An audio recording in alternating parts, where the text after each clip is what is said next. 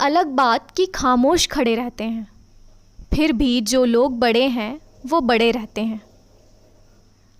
ऐसे ही कुछ real heroes हमारे बीच हैं जो अपनी ड्यूटी निभाने के लिए दिन रात जान हथेली पर रखकर डटे रहे। जी हाँ, हम बात कर रहे हैं पुलिस प्रशासन की। इस बात में कोई दो राय नहीं है कि जब कोरोना के दूसरे दौर में पूरा देश डर के साये में समाया जा रहा था, तब ये रियल हीरोज़ हिम्मत बनकर सड़कों पर खड़े थे। संक्रमण का खतरा तो था ही, व्यक्तिगत समस्याएं और परिवार की सुरक्षा का भी पूरा ध्यान रखना था। पर ये परेशानियां इन्हें अपनी जिम्मेदारी निभाने से नहीं रोक पाई। तो आइए मिलते हैं छिंदवाड़ा में तैनात ऐसे ही कुछ रियल हीरोज़ से और जानते हैं उनके बारे में।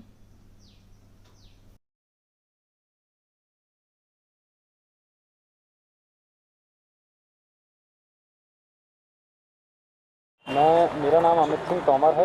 मैं आरक्षक के पद पर थाना यातायात छिंदवाड़ा में सेवारत हूँ। कोरोना काल में मैं पिछले 5 महीने से घर नहीं गया हूँ। यहाँ पे निरंतर सेवा में लगा हुआ हूँ। सभी जनमानस से अपील है मेरी कि जो बेवजह घर से बाहर निकल रहे हैं, कृपया करके अपने घरों पे रहें, स्वस्थ रहें और अपने घर वालों को सुरक्षित रखें और स्वयं भी सुरक्षित रहें। इस बीच सर अपने घर में क्या परेशानियाँ हैं, क्या इस बीच घर में भी थोड़ी बहुत समस्याएं आई हैं। कुछ लोग बीमार भी रहे हैं। लगा थोड़ा सा कि घर जाना चाहिए, पर यहाँ कोरोना काल को देखते हुए हमको छुट्टी नहीं मिल रही है। यहाँ पे लगातार निरंतर सेवारत हैं और जब तक कोविड ये नहीं निपट जाता है तब तक भी हम सेवारत रहें। आपका स्वास्थ्य वगैरह भी? मेरा स्वास्थ्य के बीच में मैं पॉजिटिव हुआ था और उसके बाद नेगेटिव रिपोर्ट आने के बाद दोबारा सेवा में लग गया। Thank you. बताइए सर आपका नाम? मेरा नाम सौरभ निरीक्षक कुंवर सिंह उद्दे, किस थाना प्रभारी। जी हाँ, कब से आप यहाँ पे मतलब जीत चुके हैं? मैं अभी 10 तारीख से आया हूँ इस महीने में। इस कोरोना काल में आप घर में क्या स्थिति, किस परिस्थिति आप गुजर रहे हैं? कोरोना काल में ड्यूटी थोड़ा सा कठिन रहता है। उसमें सावधानी बरती हम लोग वाहन चेकिंग करते हैं जी, और पब्लिक को भी समझाते हैं कि बिना वजह बाहर न निकलें। जो आवश्यक काम है सभी बाहर निकलें। बोला कि घर में सर जैसे कोई बीमार हुआ हो, इस समय में कोई समस्या? हाँ, पिछले दिसंबर माह में मैं भी पॉजिटिव हुआ था। मेरी पत्नी पॉजिटिव हुई थी। जी, उस परिस्थिति में हम लोग जुटे हुए हैं और अभी स्वस्थ हैं, अभी ड्यूटी कर रहे हैं। Thank you. जी सर आपका नाम? मेरा नाम लोहित शेंडे है। मैं यातायात थाने में सूबेदार के पद पर यहाँ पर कार्य कर रहा हूँ। सर कोरोना काल में आप सतत ड्यूटी कर रहे हैं, क्या परेशानी से गुजर रहे हैं आप? परेशानी तो ये है कि सबसे पहले ही हमारे सामने चुनौती तो यही है कि इस बीमारी से स्वयं को बचाते हुए आम जनता की सेवा भी करना है और सेवा भाव रखते हुए उनको सुरक्षित भी घर पे सुरक्षित रखना है। ये कोशिश रहती है कि ज़्यादा से ज़्यादा लोग घर में रहें, बाहर ना घूमें अनावश्यक काम से। फिर भी कई बार देखने में आता है कि किसी न किसी कारण से लोग कोशिश करते हैं बाहर निकलने की, तो इस वजह से हम लोग खड़े हैं। कई बार ये भी देखा गया कि हमारे विभाग में ही काफ़ी हमारे पुलिसकर्मी साथी पॉजिटिव होकर वापस से अपने स्वास्थ्य में सुधार लेकर वापस फील्ड ड्यूटी के लिए वापस आ चुके हैं। उनमें से मैं भी एक बार पॉजिटिव होकर स्वस्थ होकर वापस ड्यूटी कर रहा हूँ। तो हमारी शुरू से लेकर अभी तक के यही कोशिश है कि आम जनता को ज़्यादा से ज़्यादा सुरक्षित रखा जाए इस बीमारी से और कोरोना से बचाव ही हमारा प्रथम लक्ष्य रहा। जनता को क्या संदेश देना चाहिए सर? जनता को हमारा यही संदेश है कि अनावश्यक घर से बाहर ना निकले। अगर से कोई अति आवश्यक कार्य है तो सबसे पहले हमें संपर्क जरूर करें। अगर से हम लोगों के बस में होगा, बिल्कुल हम आपकी सेवा के लिए हमेशा 24/7 हम लोग उपस्थित हैं। Thank you sir. Thank you sir, आज कोरोना काल में पूरा स्टाफ सतत जुटा हुआ है। इस विषय में हम जानना चाहते हैं कि कितने लोग यहाँ पे बीमार होकर भी सेवा में लगे हैं? देखिए, जब से ये लॉकडाउन का प्रोसीजर 2020 मार्च 22 से शुरू हुआ है, लगातार हमारी पूरा पुलिस विभाग और सभी हमारे जवान, सभी अधिकारी एक नई भूमिका का निर्वाह कर रहे हैं इस कोरोना काल में। और एकदम ये हमारी जो बेसिक कार्य है उससे एकदम उलट एक सोशल सर्विस के रूप में काम था।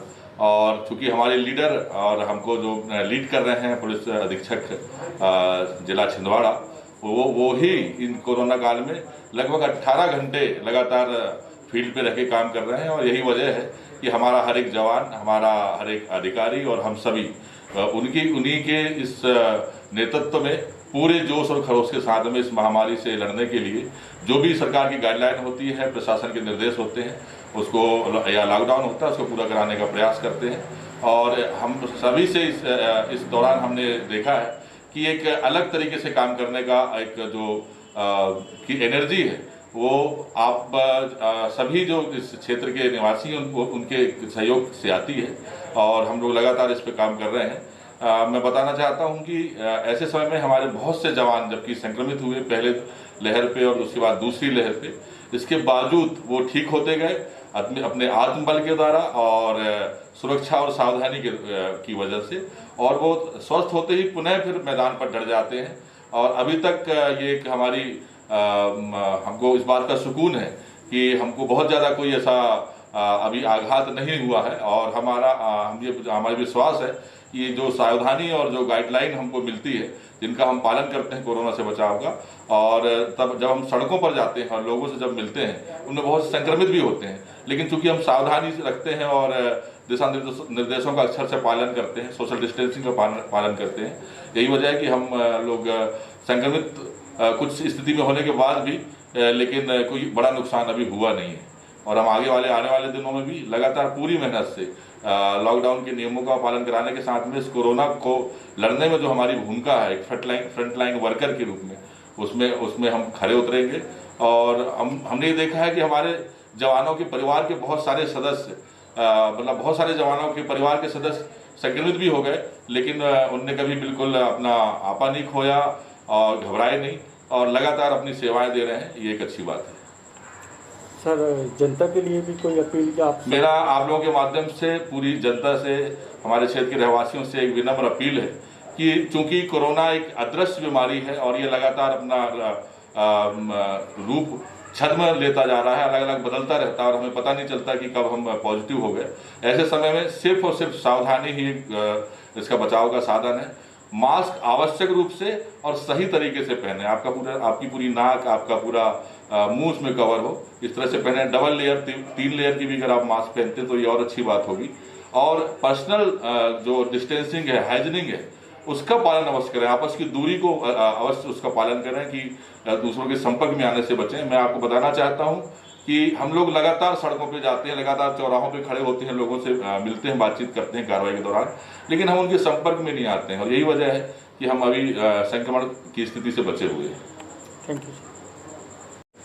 देखिए, इस कोरोना काल में हमारे पूरे जिस तरह के पूरे जवानों ने और अधिकारियों ने पुलिस विभाग के और हमारे अन्य जो सहयोगी विभाग हैं जो काम किया, उसमें हमारे घरों का, जो हमारे घर की मातृशक्तियाँ हैं, बच्चों का, परिवार के बुजुर्गों का, ये एक बहुत बड़ा योगदान रहा है कि उन्होंने हमको ये इस काम को करने के लिए एनर्जी दी है।